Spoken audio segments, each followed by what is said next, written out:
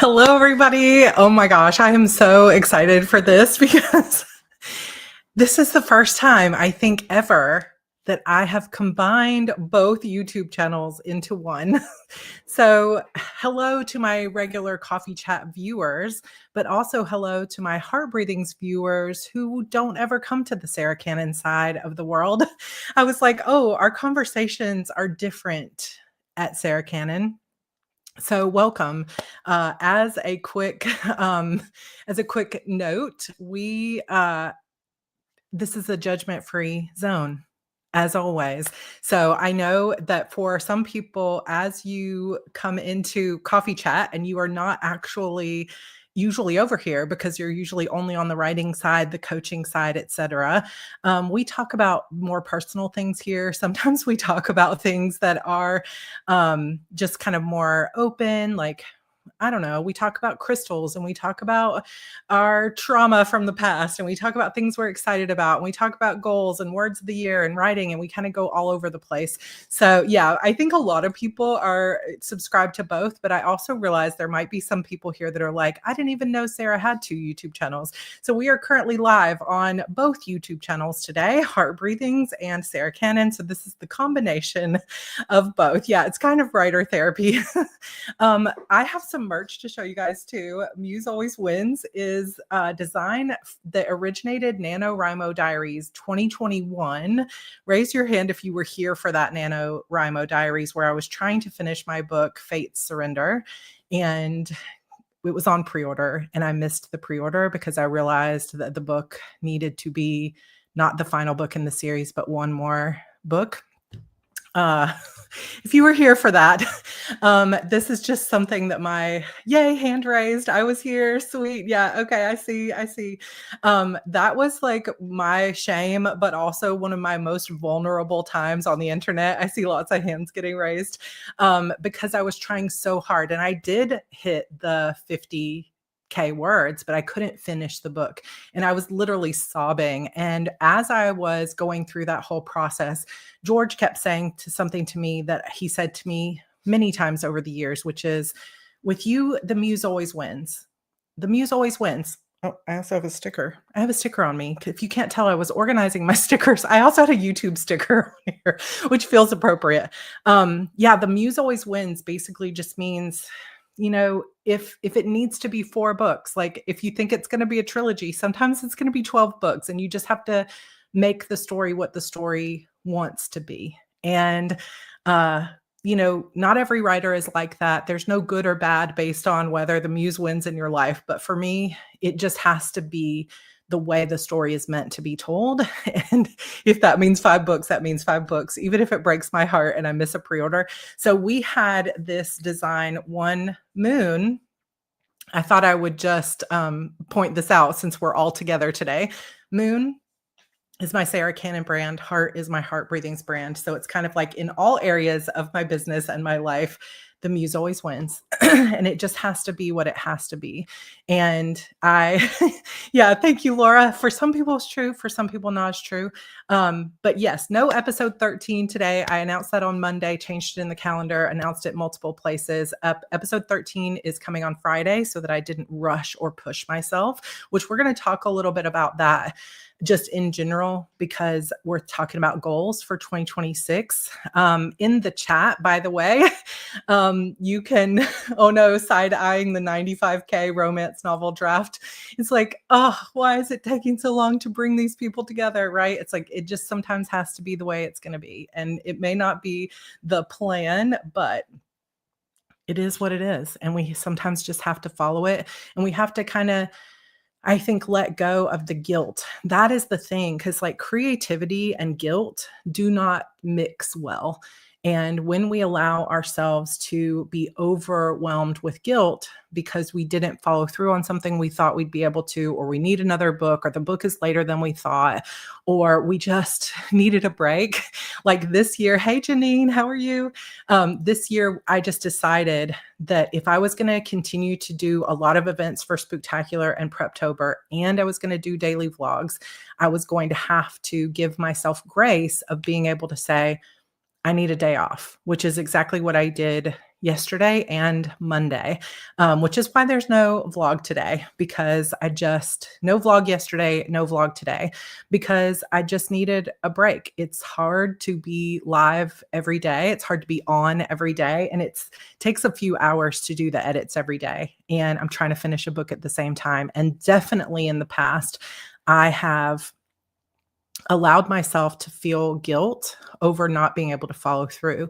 And part of it that I have reluctantly begun to learn is that, and this is where the super vulnerable part comes in.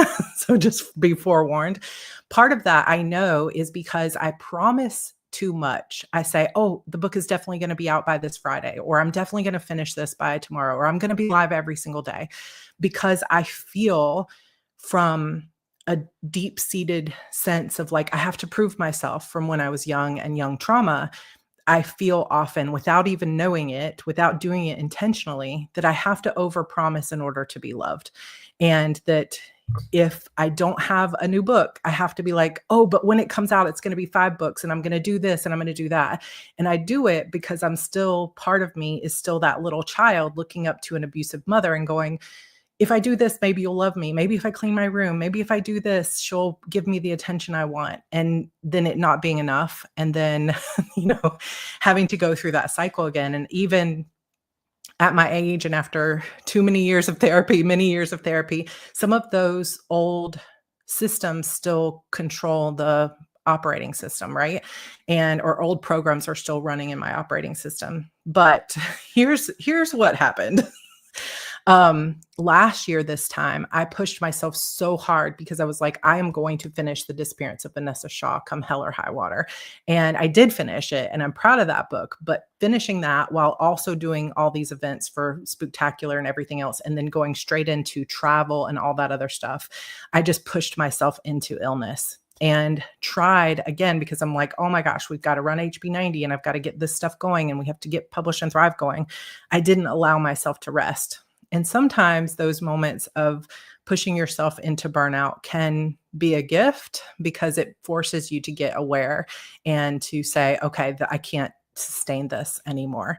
Some things have got to change. And so that is basically what I've been going through this entire year, is creative burnout recovery, trying to figure out why I feel this way, because this is another place where it's like, oh my gosh, Kate Kavanaugh's here. Woo! Hey, Kate, how are you? I also guilt myself about constant over-promising. I'm trying to stop that cycle. Yeah, this is part of it, is if you are an over-promiser, so it's coming from somewhere that you feel you need to do it in order to please other people, or to be loved, or to be accepted, or to be excited. Sometimes it's just, I'm super excited about this, so I'm going to talk about it as if it's coming and I promised it, when I'm not actually able to follow through. Part of it is being futuristic, where you're like, oh, I can totally do that. I can definitely write 5 books next year. But then that excitement hits reality. And then we are like, oh my gosh, why did I think I could do this? It's so much harder than I thought, when I'm also dealing with chronic illness or this other thing, or, anything. I love that. I find it fascinating because I'm scared to promise anything if I'm not 50,000% sure I can do it. And I do think that it really has to do with your personality, what you've been through, what excites you, where you've been burned before, just how cautious you are. It just has to do so much with, we're all different in our own way. And it is very, very helpful sometimes to, take those things that we feel like are bringing negative feelings to our lives or guilt in some way to our lives, and to say, okay, how can I, like, where is this coming from? What in my behavior is causing me to continue to do this and end up in this cycle? And so when we start thinking about our goals and what we want to do for 2026 and like how we want to step into the future and look into what we're doing next year, I think one of the most important things that we can do is some of that self-reflection and say, what is causing stress in my life? What is causing me to feel burned out? What is not really aligned with where I want to go and who I want to be? Like, where am I not being true to myself, or where am I holding myself back? Where am I keeping myself small? Where am I feeling guilt? Somebody said, I'm feeling guilt right now because I didn't get my book done. Aria, I'm going through some guilt. Finally had to scrape my work in progress because it's not coming together. So now I'm missing out on RDC. Yeah. So it's like sometimes you're missing out on something. Sometimes it's a promise that didn't get fulfilled. And not everybody's going to understand that. Like, not every situation will people give you grace, because some people will just be like, why didn't you get it done? It should have been on my desk by Friday. You promised this. And sometimes we just have to say, I'm very sorry I couldn't do it, because like past me thought I could do it. Actual me wasn't capable of it.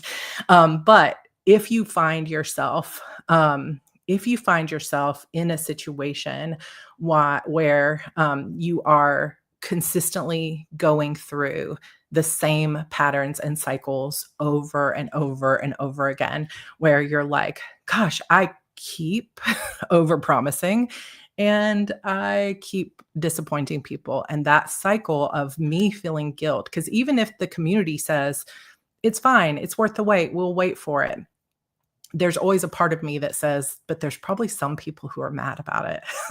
And then it feels like it's everybody that's mad. And then it feels like I'm back into that old familiar, destructive, but comfort zone where I can't please everybody and I'm a failure or I'm fundamentally flawed. And I just have found myself in that cycle. And even though I'm doing way more than I ever used to do, I still carry that guilt. And I know that guilt is holding me back. So when I started really thinking through, what are my goals for 2026? And really, even at the beginning of the year, when I realized my goal for 2025 wasn't going to be able to be possible, I just had to slow down. Like, I took an entire month off. We did vacation time. I've done less videos this year, which, is a whole different topic, because less videos this year has resulted in less subscribers, new growth. And sometimes that is the reality of the world we live in too. Like, that could be an entire live chat talking about that. You put out less books, you spend less time on social media, you don't have the energy to market, or you can't, produce and be productive the way you were. Sometimes there's less outcome, less results. And that is one of the things that kind of sucks about the world that we live in, is, especially if you're an entrepreneur, is that it's not like YouTube rewards you for taking rest time, right? It's like, no, keep going, get on the hamster wheel, get those videos done. And so you have to kind of find that validation within yourself, instead of validation through subscriber numbers or how many people are watching or how many people bought your book. And so you have to kind of think through all of that stuff and deal with it on the inside. That is so true, Denise. Yeah. So somebody was like, I realized some of the comments aren't coming through in the chat, but that's because we've got 2 chats going on. And technically we're also live on Twitch. So we have a few people over there as well. Princess says, how did you realize the past causes you to overpromise? Asking because I'm wondering if the past may be what causes me to give up on a project early, so I never have to deal with failing. So part of how I realized it is just years long sessions in therapy and journaling, and being like, what really is the cause of this? Now, I think it can be controversial to talk about different forms of therapy and stuff like that, but so much journaling. I've been doing internal family systems, which is a different kind of therapy. I've done EMDR in the past. So I've tried lots of different kinds of therapy. And through that, started to understand that, like, oh, there were some things, like, so much of those kind of behaviors that are on autopilot come from our formative years, our childhood. So much of our subconscious beliefs are formed like before we turn 10 years old even. And so I started kind of looking at my life in through that lens of like, what possibly would have made me feel like failure was scary, or what would make me feel like I'm not good enough and I have to please other people. And so I started to realize some of those relationships and some of the meaning that I gave to it was causing me to continue down this path of like, I have to be loved, like I have to perform to be loved. So for you, I can't speculate necessarily what it would be that gives you this feeling of I got to give up because I don't want to fail. But it could be something as simple as you put yourself out there in a performance or a pageant or a school project and it didn't go very well. And that feeling of shame that you felt of like, I didn't get recognized for this, just got deep seated and integrated. Like it could be something like that, or it could be a trauma that was recurring in your life. And I can't obviously diagnose that, but I think sometimes what can be helpful is just journaling through it and being like, what is it that, like, where is the root of this fear? Where's the root cause of this fear? And seeing if some of that comes in. So what's my color season? Oh my gosh, now I have to remember because I just had my colors done this year. And now I can't remember because my brain is just going crazy. It's like all the jewel tone colors and stuff like that. But I kind of have two different seasons. I'll have to look. 'Cause no, if anybody remembers from this summer when I was posting it, let me know. Yes. So this is something I say all the time. I think Rachel just mentioned it again too. So if you've ever taken HB90, you have heard this a million times, that we often plan for the habits we wish we had. We plan for the person we wish we were. We plan in the 2D, where we say, yeah, deep winter, dark winter, those like burgundy reds, navy blue, but also I can wear some colors like a bright hot pink and stuff like that, but like no yellows. I have to look it up, but something along those lines. But yeah, I think that like one of the ways I like to think about it is when we're planning for the future, and even when we're promising things ahead of time, we often plan in the 2D, like, oh, I'm just looking at a calendar and I'm thinking about, I have 90 days to do this. So if I have 90 days, I could do this, this, and this, and this. But we don't really think of it in the 3D of like us actually going through it. We plan for having a maximal productive day all the time, being our best selves, always being like feeling good. And even if we build in buffer days, which we talk about a lot, and we say, okay, well, I've got 30 days this month, but I'm going to plan for 25. Sometimes that's still not enough because we don't account for not feeling like feeling resistance or having to make decisions.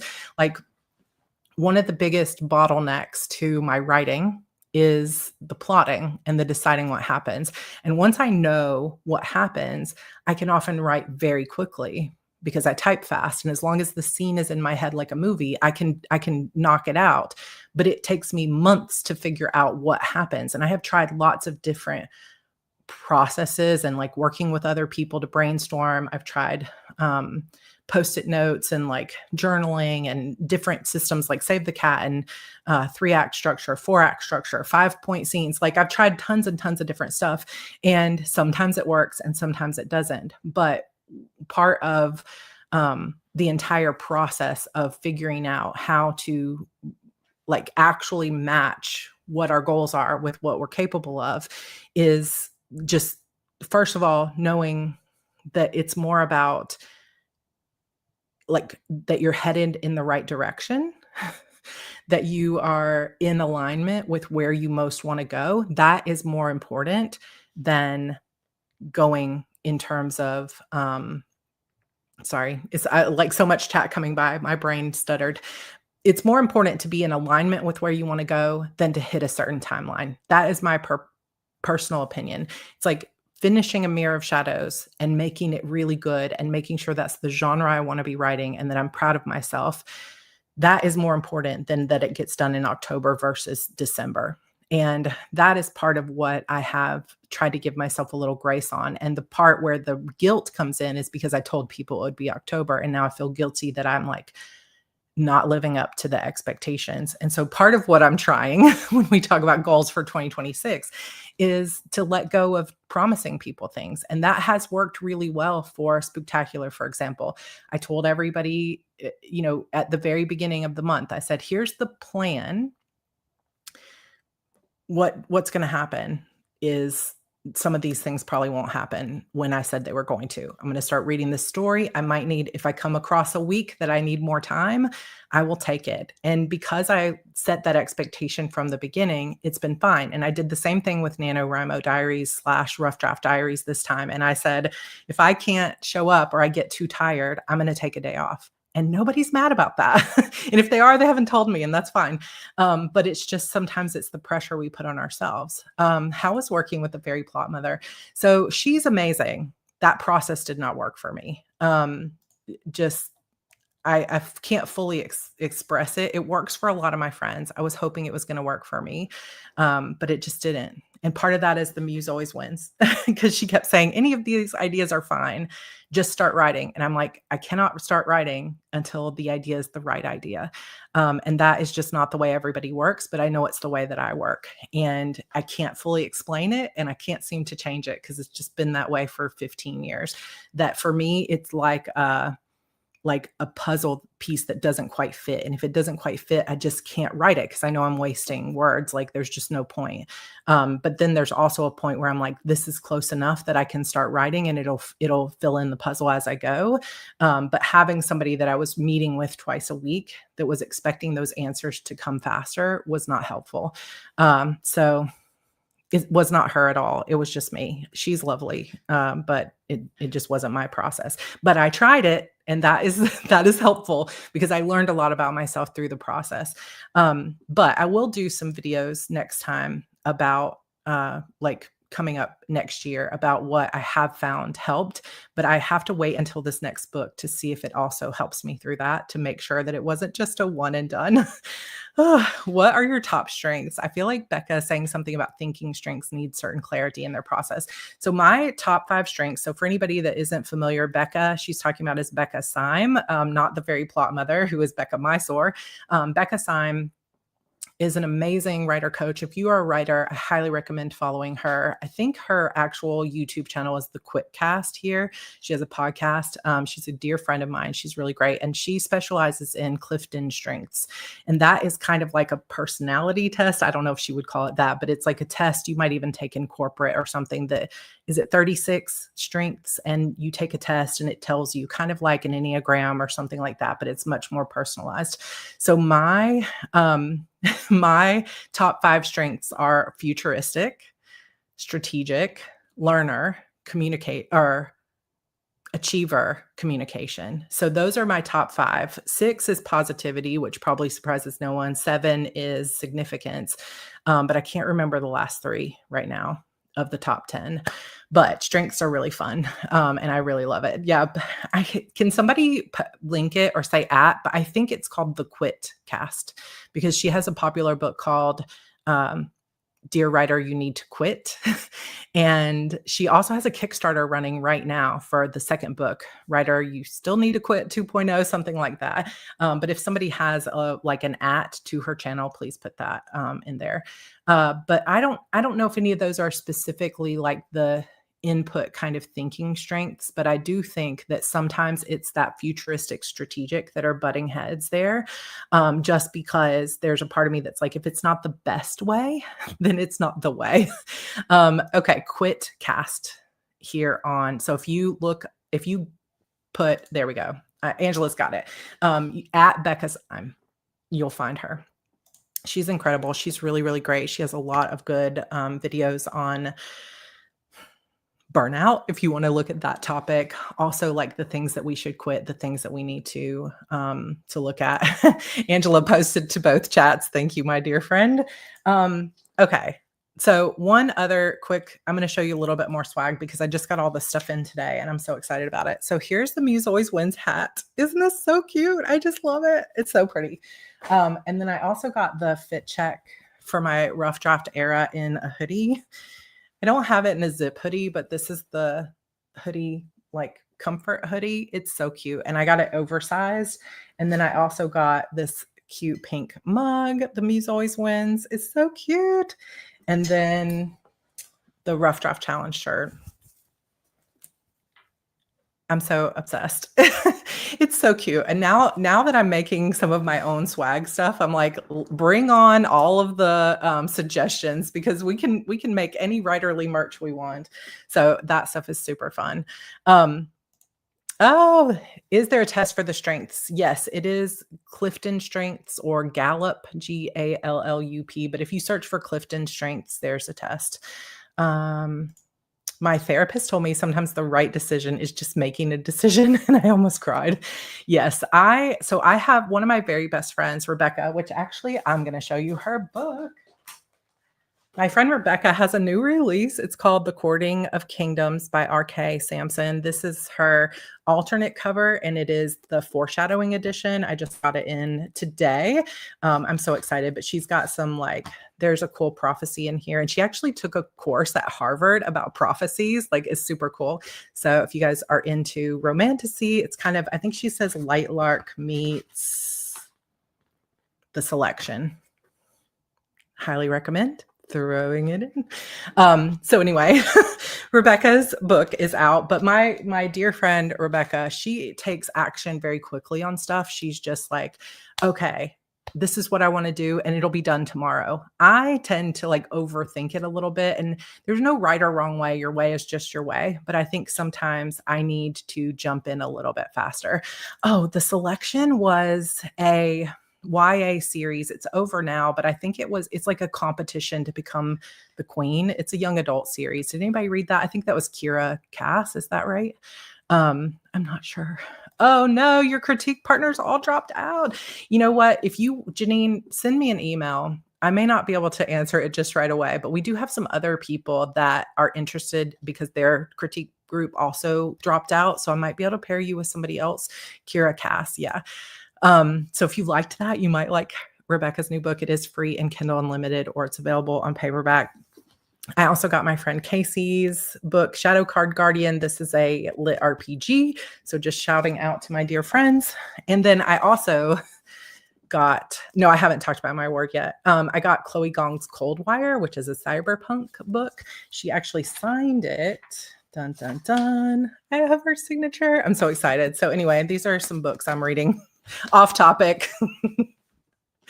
Okay, so let's talk about goals now that we're about halfway through. And my word of the year, which I just picked this morning. Gail, are you here? Because I know you said you have a font. So Gail, one of our beautiful members here, made this radiant for me. I mean, this is just so amazing. Hand painted. It's just, I love it. So my word, yay, Gail is here. Thank you so much for agreeing, offering to make one for me this year.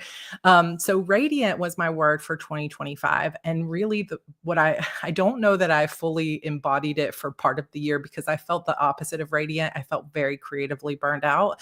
But I have made my way back to radiant, I hope. And I know many of you have mentioned that you've noticed a difference in my content over the last couple of months. And it is just purely authentically me getting back to a place of just feeling excited again for the future and getting over that level of burnout, which is why I'm being careful with not showing up for a vlog if I can't. I'm just trying to be kinder to myself in that way. But my word for 2026 is going to be sovereign. And I will tell you how I came up with this word. So I will put it up on the screen for anybody that's like, what? Except hopefully I don't spell it wrong. Is this right? Sovereign. Hopefully this is spelled correctly. It looks weird for some reason, but I think that's right. It might be IE. Somebody tell me if I'm wrong. So the word is sovereign. And I am really the way that this has come in for me and the way that I choose my word of the year is kind of a process. So I'm going to walk you through that process. It's spelled okay. I think he was like, why does that look weird? I'm in a room full of writers, so I felt nervous. My word for the year is stable, which is funny because I think it's the year of the horse. Oh my gosh, that is amazing. We need Andrew to spell check. Where's my brilliant son? Yes, that is so good. I got to learn to spell sovereign before 2026. I know. It's like, let's make sure I can spell it before I make it my word. Oh, I think my word is go. Listen, finally publishing my book after years of setbacks. Janine, I'm going to shout your book release from the rooftops because I will be so proud of you. My word of the year is nourish. If you know your word of the year, pop it into the chat. If you've got some questions like, hey, I want something along this, give me some synonyms. We'll help you figure it out. Spell check for my sovereign era. I love it. I love it. How did Andrew do at the spelling bee? He won first place. So he's going to the district or the regional spelling bee. And I am very proud of him. So that'll be in January. Hopefully he does great. I'm very proud of him. We're studying a lot. So here's the steps that I have used if you are still looking for your word of the year. One, let's talk about, before we go into steps, let's talk about why it matters. I made some little notes over here. So if I'm looking down, that's what I'm looking at. One, oh, thrive. Yay, courageous. Okay. Why does it matter? Why does picking a word of the year matter? It's obviously not a necessity. Plenty of people go through their lives without ever picking a word of the year, and they do just fine. But for me, the reason that I do it and the reason it matters to me is because it serves as a focus tool to come in and say, this is what I'm focusing on this year. This is how I want to feel. It's kind of like a declaration.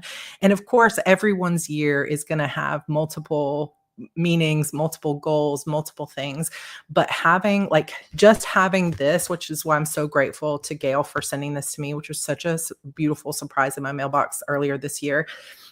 I have had it sitting on my desk all year. And every time I look at it, I've just used it as inspiration of like, yes, I want to radiate joy. I want to love my life. And I want other people to feel like they're a part of something. And I want to just shine a light on that, like joy, truth, vulnerability. And so it has been a focus. Yeah, I love this. So Maple says, it's like an anchor for me, a reminder of who I was at the end of last year and what I was looking forward to. I love that.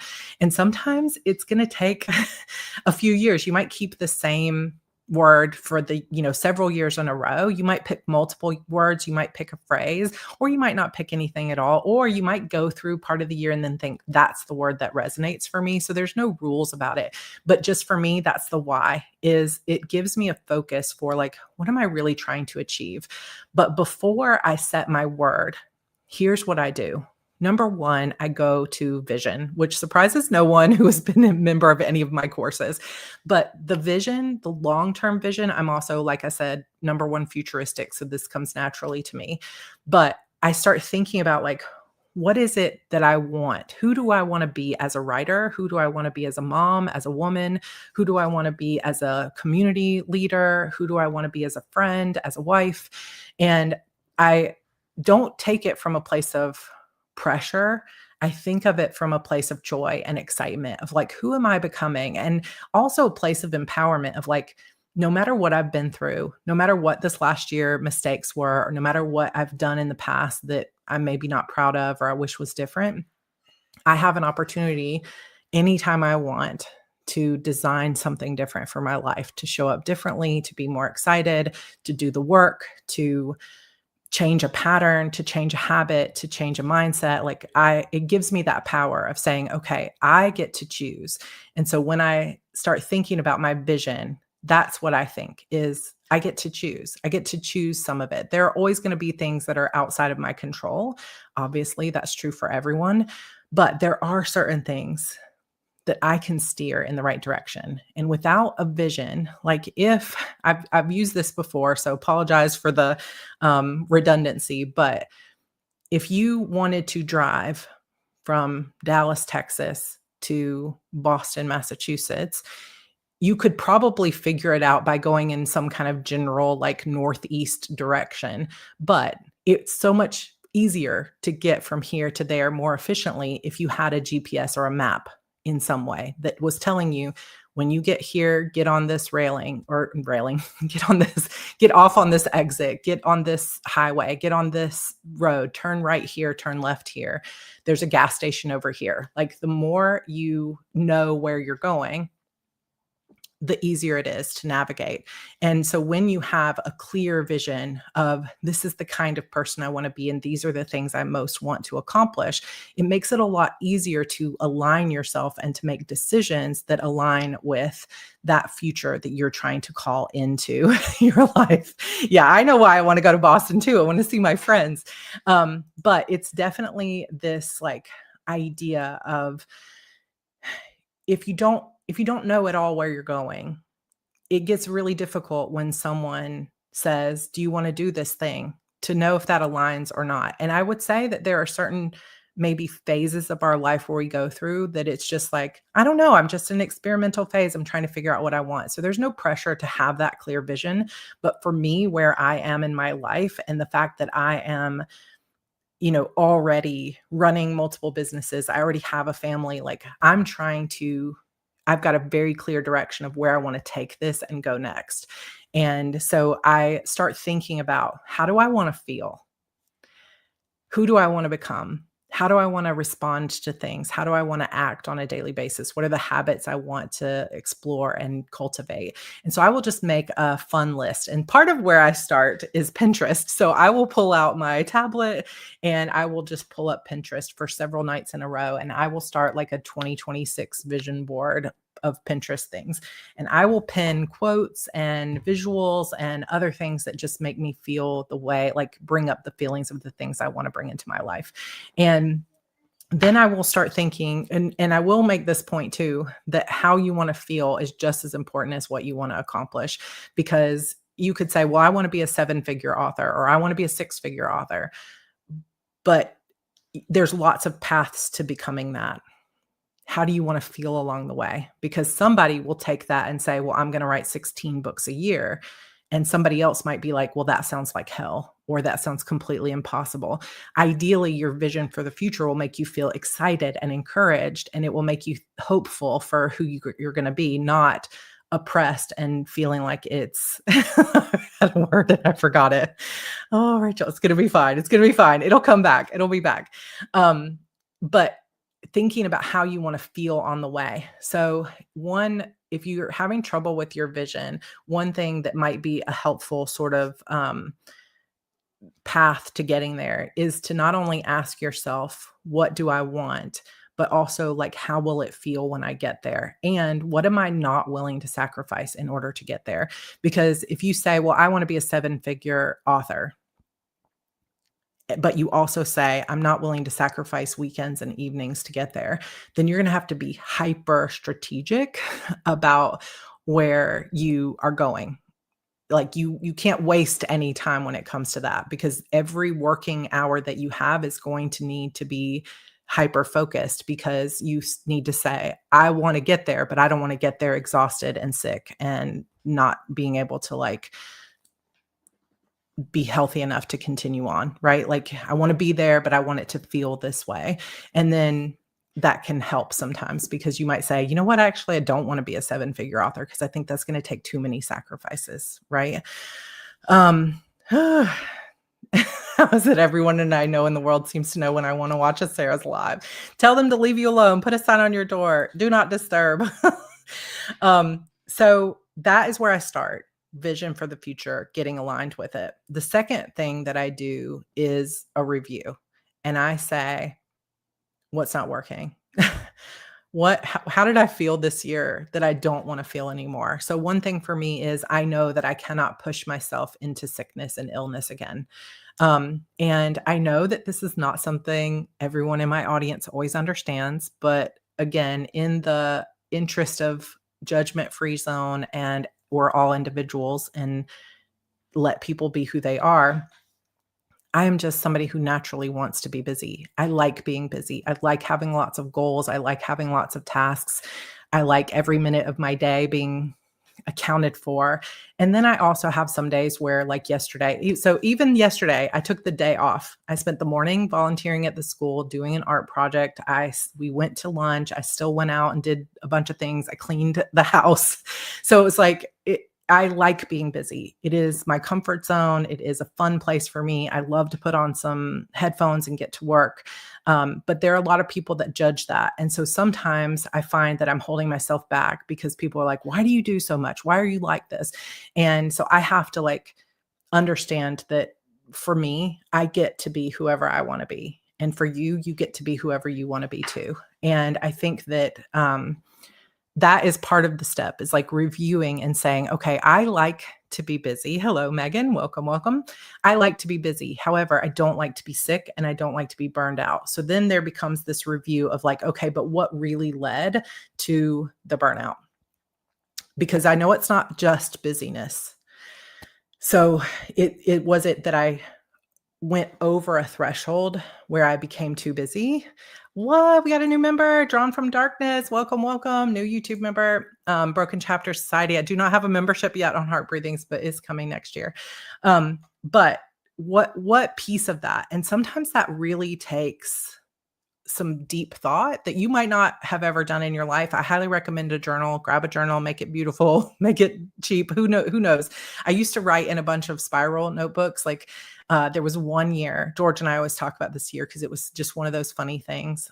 When George and I had first gotten together, we went to Target. And it was just after back to school. And they had one of those big, those big like cases, like a crate full of spiral notebooks. And they're usually pretty cheap anyway. They were like usually 50 cents or $1. But because it was like clearing out their back to school, they had that whole thing of notebooks for like 5 cents each. We just bought like 2 crates of them. And I just like George, I think George still has some, to be honest, because he still has staples from when he was in high school. I'm not kidding. We're in our 40s. He still has staples from high school. But anyway, he also still has pencils from when he was in high school.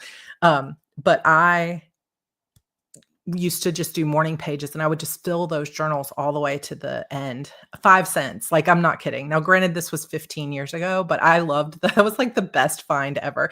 So it doesn't have to be a fancy notebook, but it can be. But go and grab a notebook and literally just start journaling and give yourself permission. Because I know for some of you, the hard thing is giving yourself permission to want what you want. Because maybe you've been told before, you're not worthy of it. Who do you think you are?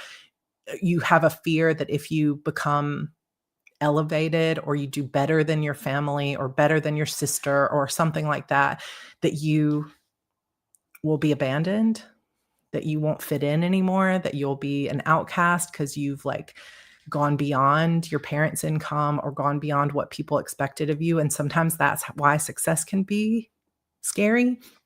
But one of the most valuable things you can do for yourself, if you're emotionally ready for it, and if you have support, is just journaling about like, if there were no limits and I could just truly be whatever I want to be, what would I want?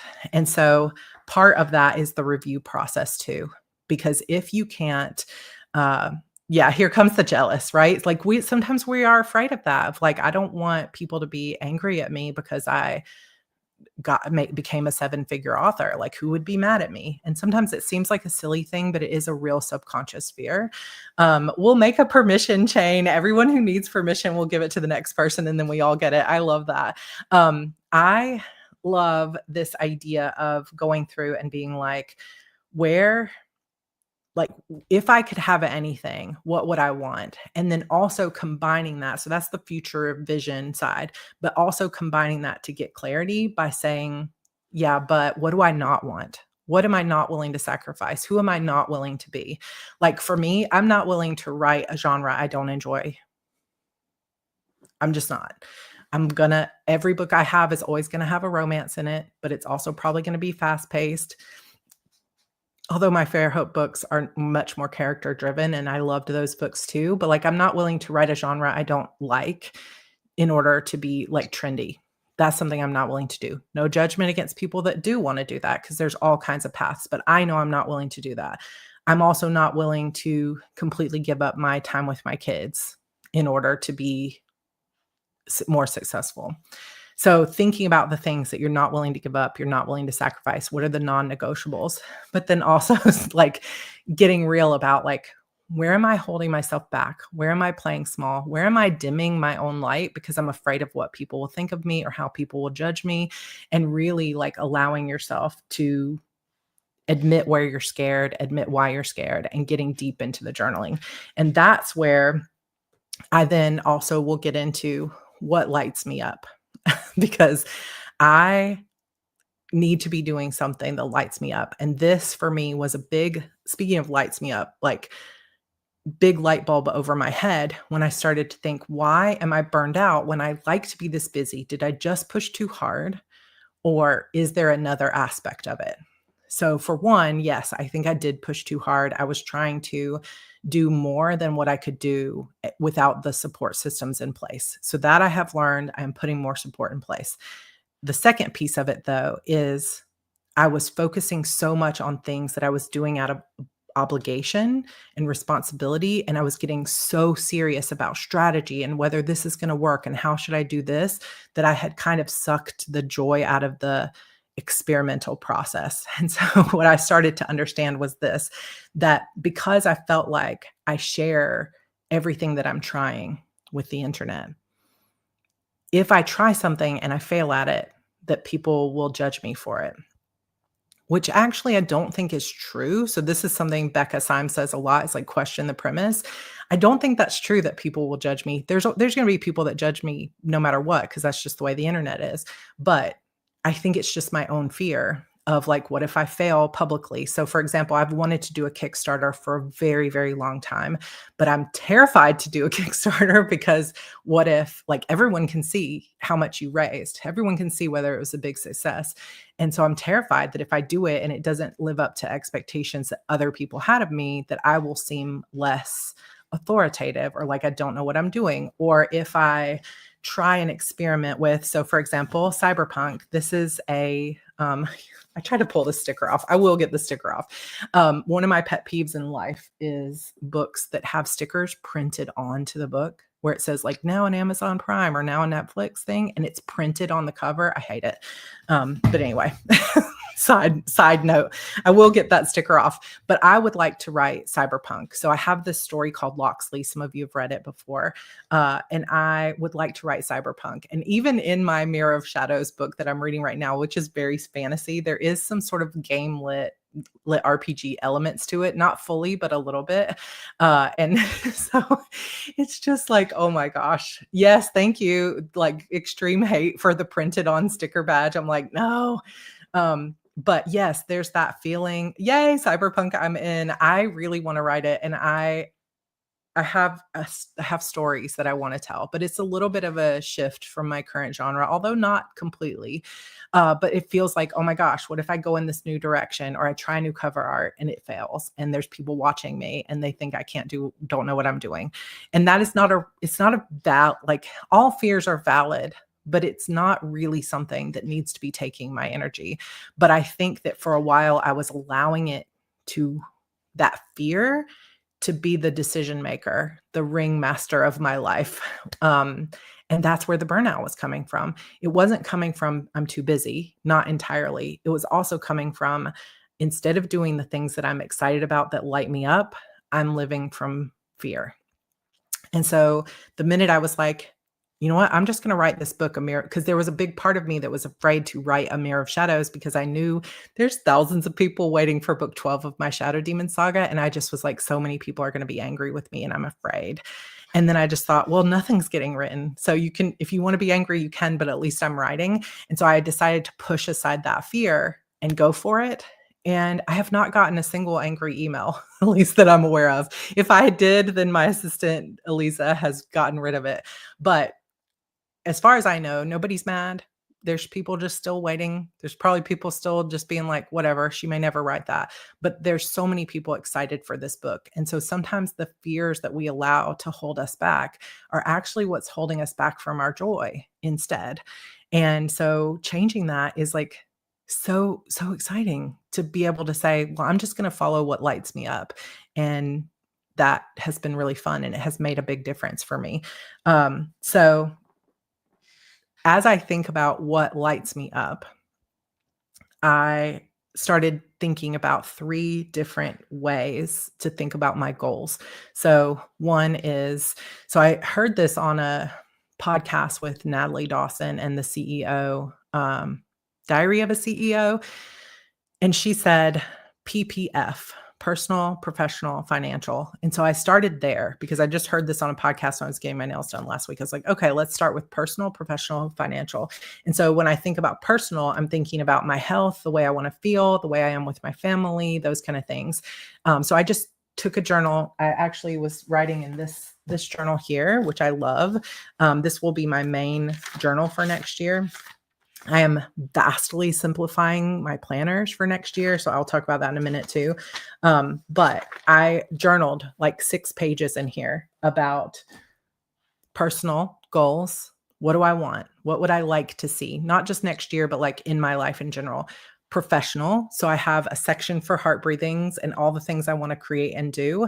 And then Sarra Cannon, all the books I want to write, how I want to do my days, how I want to arrange things. And then financial, like I want to pay off both of our cars. I would like to invest more money. I really want to get a trademark on heart breathings. Like there's several things I want to do. That's part of the professional, but also like having the money to do it. I want to finish all my books in audio, like those kind of things meld together. So that was so clarifying. So I sat down today. I want a pool. I want a pool. I want a pool and I want a TV deal. Someday these 2 things will come to me. My book will be on TV and I will have a pool in the backyard and we will just put Netflix or whatever it happens to be up on the screen. And just from the pool, we'll watch Beautiful Demons on TV or whatever it might be. That's the big dream. So I started there. I wrote down all those things and I did not tell myself at any point that I couldn't have it. It was like, why not? Why not me? Let's do it. Let's dream big. And then from there, I started thinking about all that combination of things, the vision for the future, the things I don't want. And actually, one of the things that I made was a list of what's in for 2025 or 6 and what's out. And let me see if I think it was in this journal, but it might be in my nightly journal. It's not in this one. But like in for 2026 is taking responsibility for my actions and trusting myself, more confidence, better health, saying no when it feels like too much, giving myself grace. Those are things that are all in. Creativity, writing, like all those good things. Things that are out are overpromising, feeling guilty, using too many tools that end up right now being a distraction. Like I love my planners. It will be very sad to reduce them, but also I have to because I need more time to do the things that I want. So I'm trying to consolidate. So out is using 20 different planning systems. In is organizing my digital life, my boss energy a little bit better. So that is how I came to it. So once I combined all those things of like, here's what I want personally, professionally, financially, I was looking through words. I was looking at wild woman. I was looking at, it's one of the most recent episodes. Her name is Natalie Dawson. She's part of Cardone Adventures. I didn't agree with everything that she had to say because she was like, I have no hobbies. I work all the time. And I was like, well, I know I don't want that. I know I don't want that. However, she also said a few good things in there too. So I thought she was interesting to listen to. But yeah, Natalie Dawson, I believe was her name. So I really am thinking ahead to the future and just being like, here's how I want to feel.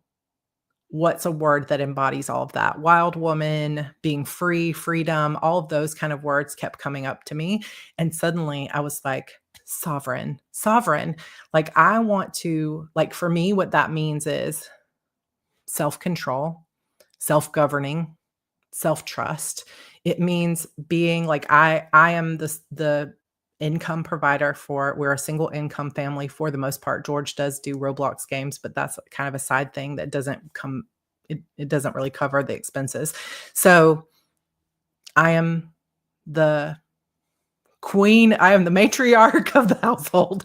And that comes with some responsibility, but I want to be that provider and continue to be that provider in our household, but also be the nurturer. Like, I don't want to give up that role of being the mom either. So that's part of the sovereignty, is like self-trust, governance, being the queen of my household. Yes, exactly, Abby. Like, knowing my worth, getting that confidence, not apologizing for the way that I am, not apologizing and taking responsibility for if I make any mistakes, and taking responsibility for myself, but not apologizing for just being myself, and not allowing fear to be sovereign in my life, but instead allowing my truth and my authenticity to be the decision maker.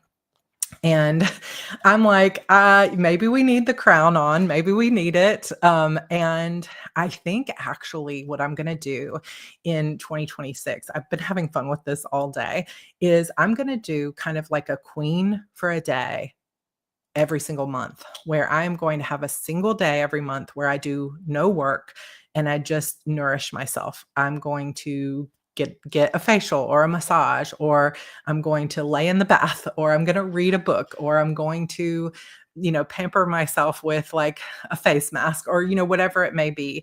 But I'm going to have one day a month that is going to be my like queen for a day. And it doesn't mean necessarily spending money, but it just means, oh my gosh, Dragon Queen. I love it. I love it. So Lizzie, this is so good, because that was like when I started looking up sovereign and like synonyms and other words that are similar, Empress comes up. And for me, my lifetime growth card in tarot is the Empress. And I have always resonated with that. And so it's like perfect. Sovereign felt like the perfect word. And I have for a very long time been scared to, like, I want those goals. I will say that I want those goals, but I'm also sometimes scared to do the work, like the things that are outside my comfort zone, because I don't fully feel worthy of stepping into that like higher level. Like, I'll say I want a TV deal, but the thought of actually walking the red carpet makes me feel like I'm not pretty enough. I'm not skinny enough. I'm too old. I'm this, I'm that. And none of that is true. And none of that is necessary. But it's like my fear mechanisms start to shut me down. And this is the year I'm going to work to break through those beliefs that limit me and keep me small. And I'm going to get on TikTok and do the things. And I'm going to get the special editions and do the Kickstarter. But I know also from the wish list that I made that I can't do that all by myself, which means that I have to be sovereign enough to accept help from the people that know how to help and support. And that includes my husband. We had long talks about ways that he can continue to help support, because I sometimes am scared to ask for that help. And and also walking the red carpet isn't required either. But it's like, I want it on one hand and I'm scared of it on the other. And this is the year that I just say, okay, I may be scared, but I'm going to do it anyway. I need my royal advisors.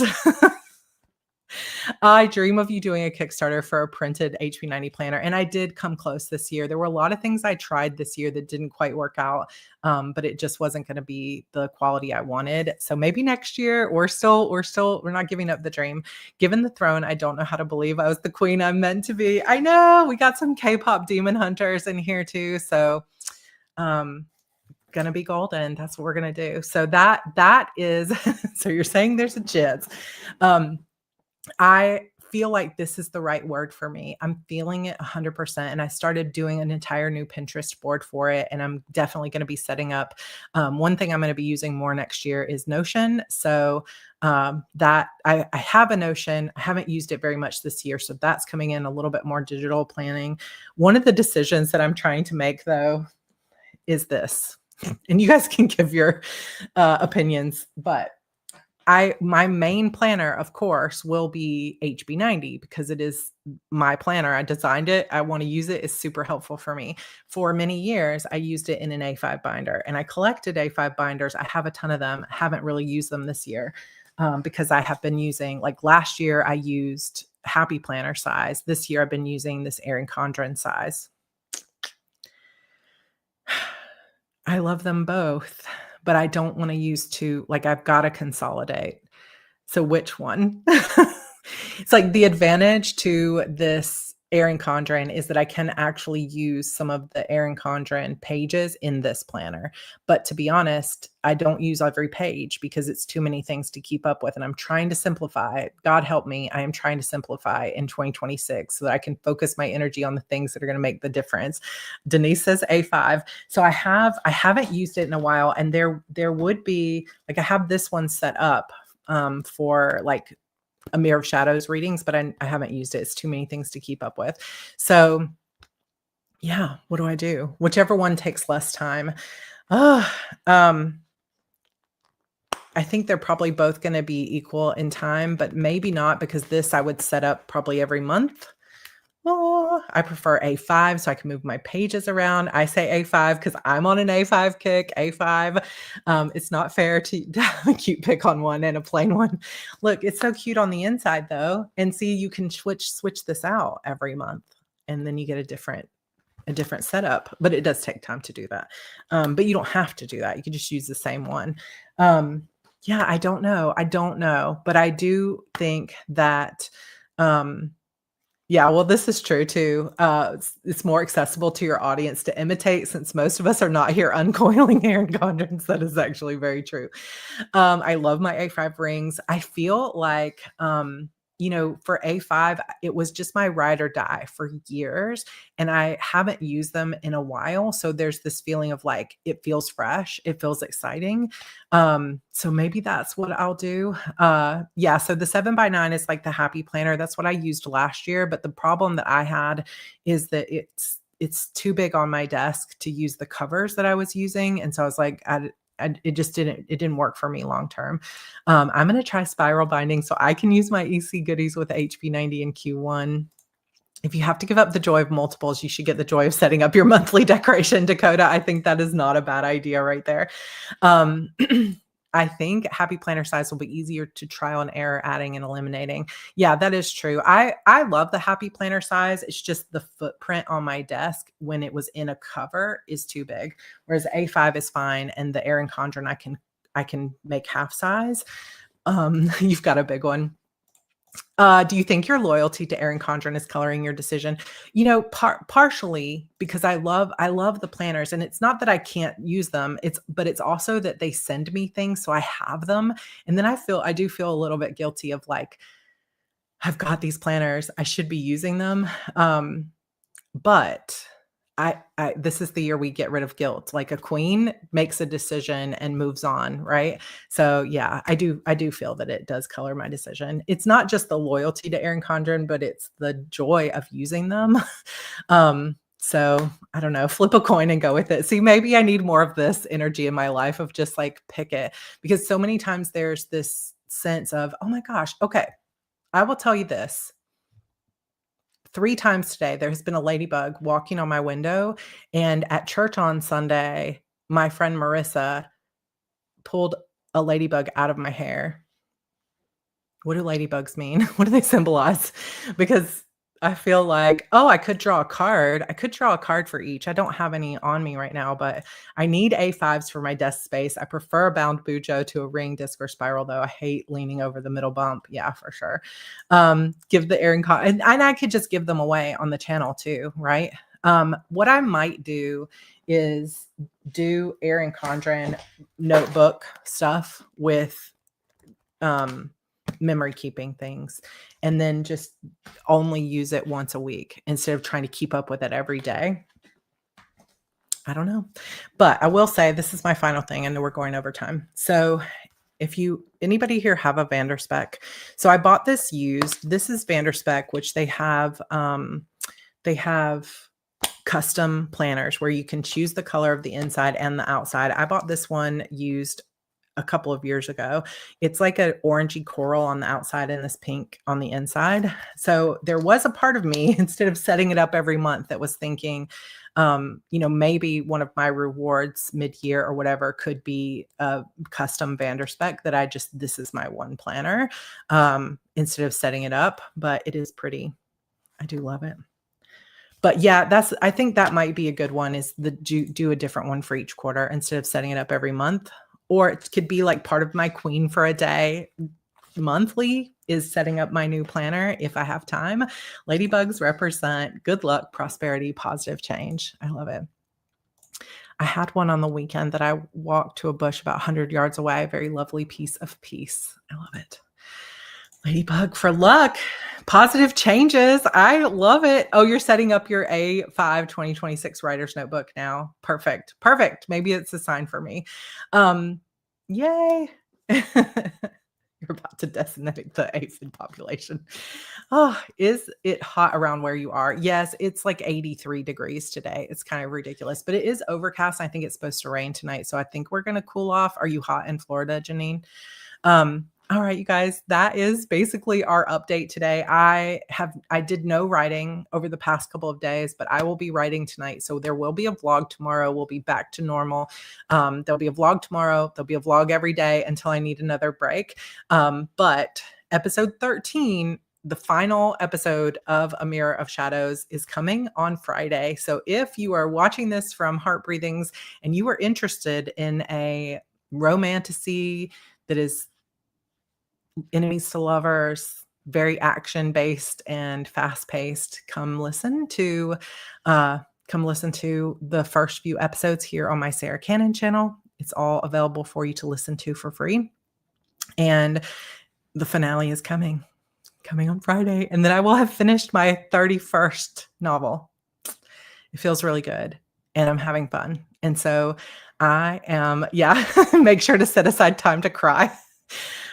I will be, as soon as that is over, I'm going to be setting up my notebook and everything for book 2. And Friday, I'll be announcing the cover reveal and the title of book 2 on our Friday chat. So I hope you guys will be there for that. And if not, then I will see you in my next vlog.